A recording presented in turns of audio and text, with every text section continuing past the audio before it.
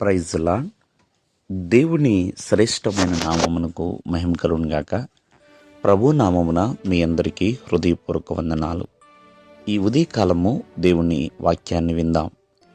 ఎఫెసీయులకు రాసిన పత్రిక 6వ అధ్యాయము 13వ వచనము.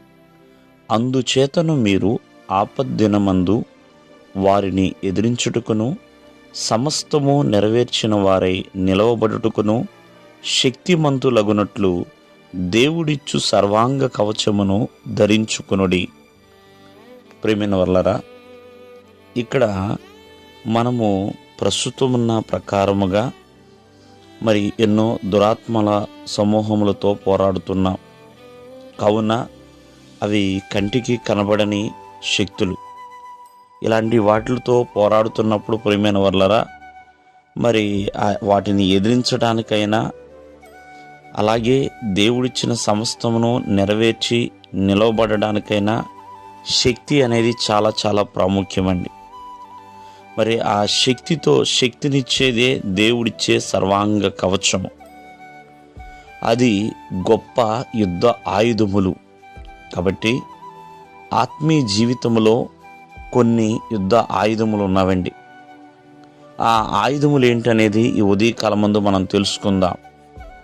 చూడండి, ఆ పరిశుద్ధాత్మ శక్తి అనేది ఒక ఆయుధము, ఒక యుద్ధ ఆయుధం అండి. దేవుని వాక్యము యుద్ధ ఆయుధము. ఎందుకంటే వాక్యం అనే ఆత్మ ఖడ్గము మనం కలిగి ఉండాలండి. అలాగే కన్నీటి ప్రార్థన, ఉపవాసం ఉండి కన్నీరు చేసే ప్రార్థన గొప్ప యుద్ధ ఆయుధము. అన్నిటికంటే ప్రాముఖ్యంగా నజరేయుడైన యేసు నామమండి. ఆ నామము చాలా శక్తివంతమైనది. అది కూడా మనకి ఆయుధము.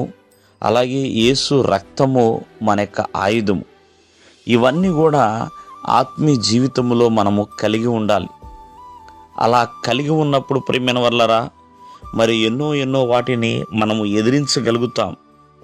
కావున ప్రతి ఒక్కరు కూడా వాటిని కలిగి ఉండి మరి యుద్ధ రంగములో మనము విజయాన్ని సాధించేవారిగా ఉండాలి.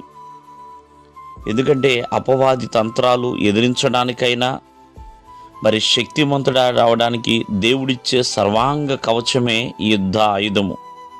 దానిని మనము ధరించేవారిగా ఉండాలి.